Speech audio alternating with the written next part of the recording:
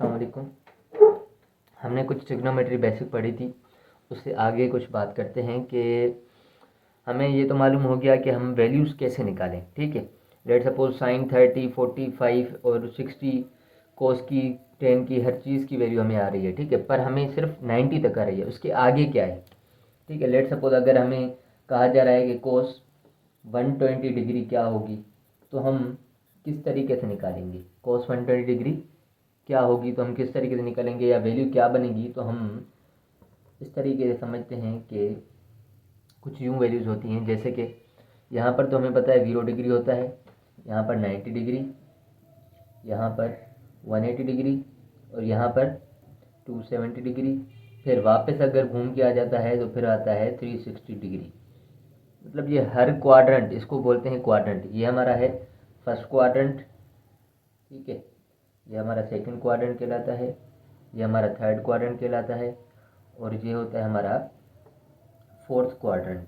ठीक है, तो जब ये यहाँ से घूम कर वापस आ जाए तो ये 360 के बराबर होता है। ठीक है, जैसे कि हमें पता है कि सर्किल सर्किल जो होता है वो 360 डिग्री के बराबर होता है। सारा सर्किल 360 के इसलिए होता है कि क्योंकि अगर हम जहाँ से ये शुरू कर रहे हैं वहीं से जब आकर पॉइंट ख़त्म होगी सर्किल शेप में, तो ही हमारा एक सर्किल बनता है और ये 360 डिग्री का होता है। ठीक है, अब कुछ वैल्यूज़ हैं, जैसे साइन की, साइन ज़ीरो पे क्या होता है, साइन ज़ीरो पे होता है 0, और साइन और कॉस 0 पर क्या होता है 1 होता है। ठीक है, कुछ वैल्यूज़ यूँ लिख देता हूँ, मैं इधर लिख देता हूँ 30 डिग्री, 45 डिग्री और यहाँ पर आती है हमारी 60 डिग्री। सबसे पहले 0 और यहाँ से लेकर यहाँ तक 30 का डिफरेंस होता है, फिर 15 का डिफरेंस होता है, फिर 60 का, फिर 30 का डिफरेंस होता है। ठीक है, मतलब 30, 45, फिर 15 प्लस करें तो 60, फिर 60 में 30 प्लस करें तो 90। तो कोस 30, साइन 30 हमारा होता है बराबर 1/2 और कॉस 30 होता है √3/2। ठीक है, इसी तरीके से हमारा 45 तो दोनों ही सेम होते हैं, 1/√2, 1/√2। इसी तरीके से साइन 60 जो होता है वो होता है हमारा √3/2 और ये होता है कोस 1/2 के बराबर। और जब 90 पर आ जाती है वैल्यू तो हमारा साइन जो होता है वो बराबर होता है 1 के, और कोस जो होता है वो हो जाता है 0 के बराबर। 90 के बाद सेम टू सेम यहाँ से लेकर यहाँ तक का डिस्टेंस 30 है, तो यहाँ पर भी डिफरेंस 30 का आएगा। ठीक है, 90 + 30 120 डिग्री, फिर 15 का डिफरेंस, फिर 15, फिर 120। ठीक है, तो 180 सॉरी। ठीक है, 15 का डिफरेंस करेंगे तो 135 डिग्री, फिर ये 150 डिग्री हो गया। ठीक है, तो अब हमारा ये साइन का वैल्यू है, तो यहाँ पर साइन का जो वैल्यू था वही यहाँ पर आ जाएगा। 120 पर क्या आ जाएगा साइन का वैल्यू, वापस जो 60 पर था √3/2 और ये 1/2। इसी तरीके से जो इससे पीछे वाला वैल्यू है वो यहाँ पर आ जाएगा 135 पर 1/√2, 1/√2। ठीक है, और इस पर आ जाएगा हमारा 150 पर 1/2 और √3/2। इसी तरीके से यहाँ पर आ जाएगा हमारा साइन आ जाएगा 0 और कॉस आ जाएगा 1। अब ये तो वैल्यूज हैं जस्ट, पर इस क्वाड्रेंट में जो सब वैल्यूज होती हैं सब पॉजिटिव होती हैं। मतलब हमारे पास कितने ट्रिग्नोमेट्रिक रेशियो होते हैं, 6 ट्रिग्नोमेट्रिक रेशियो होते हैं, साइन, कोस, टेन, कोट, सेक, कोसेक। ठीक है, तो इसमें जो होते हैं सब पॉजिटिव होते हैं, इसमें क्या होते हैं ऑल पॉजिटिव होते हैं। पर इसमें जो होते हैं हमारे 2 पॉजिटिव होते हैं जस्ट। कौन सा, sine sine theta and cosec theta ये पॉजिटिव होता है, बाकी सब क्या होते हैं नेगेटिव होते हैं। तो यहाँ पर साइन की अगर बात करें तो इनके साथ तो पॉजिटिव साइन आएगी, पर कोस कोस जो है इसमें नेगेटिव है, तो यहाँ पर माइनस माइनस माइनस और ये आ जाएगा -1। तो इस तरीके से हमारी वैल्यूज बनती हैं। अगर हम इस क्वाड्रेंट की बात करें तो इस क्वाड्रेंट में जो है वो 2 वैल्यूज़ पॉजिटिव होती हैं। कौन सी, टेन और कोट। टेन और कोट पॉजिटिव होते हैं भाई साहब, 4 नेगेटिव होते हैं, साइन, कोसेक, सेक और कौन सा रह गया कोस। ठीक है, तो यहाँ पर पहले इसकी वैल्यूज देख देते हैं। 180 + 30 तो क्या आ जाएगा 210, फिर 210 + 15 225, फिर 15 + 240, फिर 240 + 30 तो 270। इस तरीके से वैल्यूज होंगी। और इसमें हम किस तरीके से वैल्यू लिखेंगे, ये हम साइन की बात कर रहे हैं तो साइन यहाँ पर जो है वही यहाँ पर आ जाएगा 1/2 और √3/2, ठीक है। और हमें पता है इसमें साइन और कोस दोनों ही नेगेटिव होते हैं, तो ये दोनों वैल्यूज जो होंगी नेगेटिव होंगी। और 225 पर ये वाली वैल्यू आ जाएगी, ठीक है। मतलब 225 पर क्या आ जाएगी, 1/√2, 1/√2 पर किसकी, नेगेटिव नेगेटिव, ठीक है। इसी तरीके से 240 पर हमारी क्या वैल्यू आ जाएगी, √3/2, 1/2, दोनों ही नेगेटिव नेगेटिव, ठीक है। फिर हम करते हैं लास्ट क्वाड्रेंट की बात, ठीक है। लास्ट क्वाड्रेंट की बात करते हैं तो 270 के बाद हमारा 30 प्लस करेंगे तो क्या आएगा 300, फिर 300 में 15 प्लस करेंगे तो 315, फिर 15 प्लस करेंगे तो 330, फिर 330 में प्लस 30 करेंगे तो 360 हो जाएगा, ठीक है।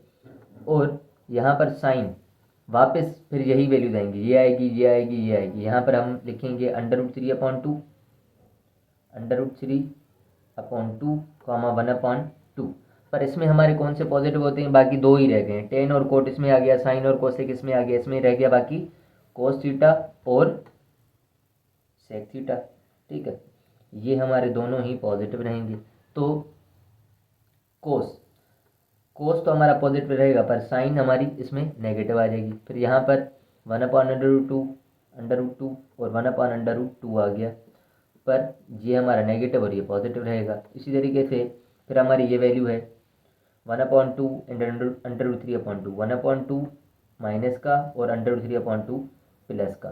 फिर जब वापस आ जाता है चक्कर लगा के तो ये सेम ही वैल्यू होता है, ये सेम ही 0,1, क्योंकि इसी पॉइंट पे तो वैल्यू हमेशा सेम ही रहेगा। तो ये थी कुछ बेसिक्स चीज़ें, ठीक है। अगर हमसे cos 120 डिग्री पूछ रहा है तो अब हम इजीली बता सकते हैं कि cos 120 डिग्री ये 120 डिग्री पर है और cos का वैल्यू नेगेटिव 1/2 है, मतलब माइनस का 1/2, यही हमारा आंसर रहेगा, ठीक है। तो इसको भी थोड़ा सा प्रैक्टिस कीजिएगा। इसके बाद क्या बात करें, इसके बाद हमारे पास बेसिक चीज़ें तो ये आ गई, ठीक है। वैल्यूज़ आपको अब निकालने आ गए। इस तरीके से अगर आप इसको थोड़ा सा प्रैक्टिस करेंगे तो आपको अच्छे तरीके से याद भी हो जाएंगे वैल्यूज़।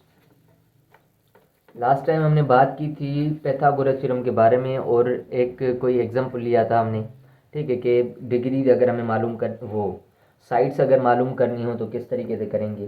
पर आज हम थोड़ी सी और बात कर लेते हैं इस वीडियो में कि अगर इस टाइप का सवाल आता है, हमारे पास साइड सब गिवन है, लेट सपोज ये कह रहा हूँ कि मैं 3 है, ये 4 है और ये 5 है, ठीक है, 3 4 और 5। अगर मैं कह रहा हूँ कि ये अच्छा ये एंगल आपको मैंने शायद नहीं बताई थी, ये एंगल जो होती है 90 डिग्री होती है हमेशा। जहाँ पर ये स्क्वायर बन जाए वो एंगल हमारी कौन सी बनेगी, 90 डिग्री बनेगी। और ये 90 डिग्री इसलिए भी है कि ये दोनों लाइन जो है परपेंडिकुलर है आपस में। परपेंडिकुलर हमेशा लाइंस जो होती हैं परपेंडिकुलर लाइंस ये होती हैं, ठीक है। मतलब जहाँ पर 90 डिग्री बन जाए उनको ही परपेंडिकुलर कहते हैं, ठीक है। तो अगर हम बात करें कि ये वाली एंगल कितनी होगी और ये वाली एंगल कितनी होगी, हमें ये अगर फाइंड करना हो तो हम इजीली फाइंड कर सकते हैं, क्योंकि हमारे पास तीनों साइड्स गिवन है। तो हम कौन सा फार्मूला यूज़ करेंगे, टेन थीटा हमने पढ़ा है, टेन थीटा हमारा बराबर होता है परपेंडिकुलर अपॉन बेस के, परपेंडिकुलर अपॉन बेस के बराबर होता है टेन थीटा। सो हमें ढूंढना है थीटा, मतलब ये इंग्लिश जो है हमारी, या टेन अल्फ़ा लिख दें ताकि हम इसका नाम रख सकते हैं। ये अल्फ़ा रख देते हैं, ये हम रख देते हैं बीटा। तो टेन अल्फ़ा अगर हमें ढूंढना है, दोबारा से लिख देता हूँ,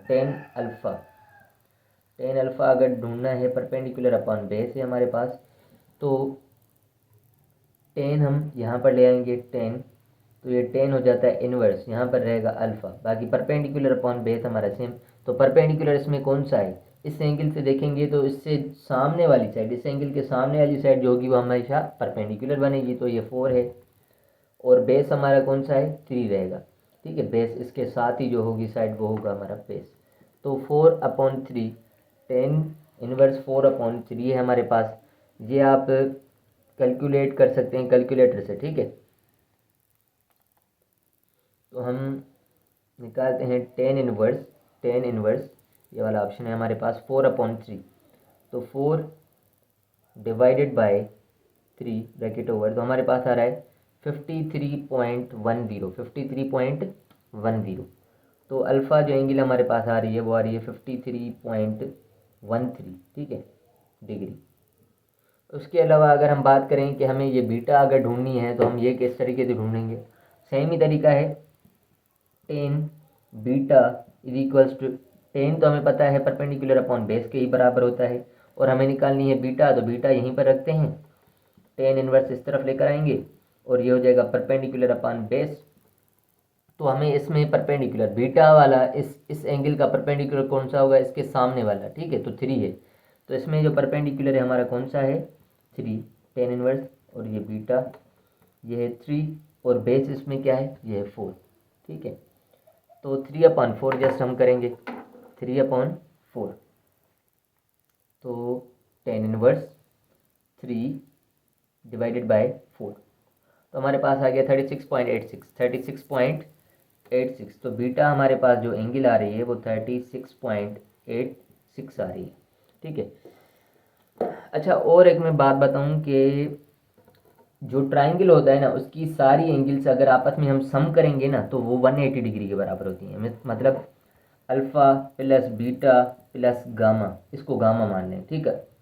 alpha plus beta plus gamma अगर हम करेंगे तो वो कितने के बराबर आएगा, 180 डिग्री के बराबर ही आएगा, ठीक है। तो अल्फ़ा हमारे पास मिली है 53.13, प्लस अगर हम करें 36.86, और प्लस करते हैं हम किसके साथ, गामा। गामा हमारे पास क्या है, 90 डिग्री है, मैंने पहले ही लिख दिया था, ठीक है। तो 90 डिग्री, तो इसको अगर हम सम करेंगे तो 180 डिग्री के ही बराबर आएगा।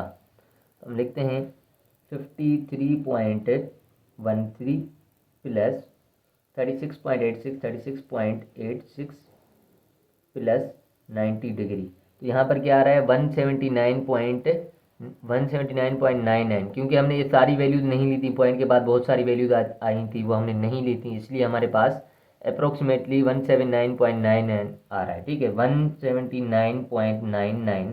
अगर हम इसको राउंड ऑफ करेंगे तो किस तरीके से, 9 को जब हम ड्रॉप करते हैं, इस 9 को अगर हम ड्रॉप करेंगे तो बराबर वाला नंबर हम देखते हैं कि 5 से बड़ा है या छोटा है। सो 5 से तो ये बड़ा है, तो हम क्या कर देते हैं, 1 इसमें ऐड कर देते हैं। जब हम इसमें 1 ऐड करेंगे, जब इसमें 1 ऐड करेंगे तो ये क्या हो जाएगा, 10 हो जाएगा। जब ये 10 हो जाएगा तो 0 इधर और 1 ऊपर आ जाएगा, ठीक है। तो 1 और 9 हमारे क्या हो जाएगा, 10, 1 ऊपर, 7 और 1 8, और ये 1, ठीक है। तो 180 डिग्री हमारा पूरा ही आ जाएगा। इसी तरीके से हम वैल्यूज़ निकालते हैं। काफ़ी सारे क्वेश्चंस आते हैं एंगल वाले, ठीक है ना, तो ये बेसिक क्वेश्चंस थे, तो मैंने ये डिस्कस कर लिया, ठीक है। बाकी नेक्स्ट वीडियो में मिलते हैं इंशाल्लाह, तब तक के लिए अल्लाह हाफिज़।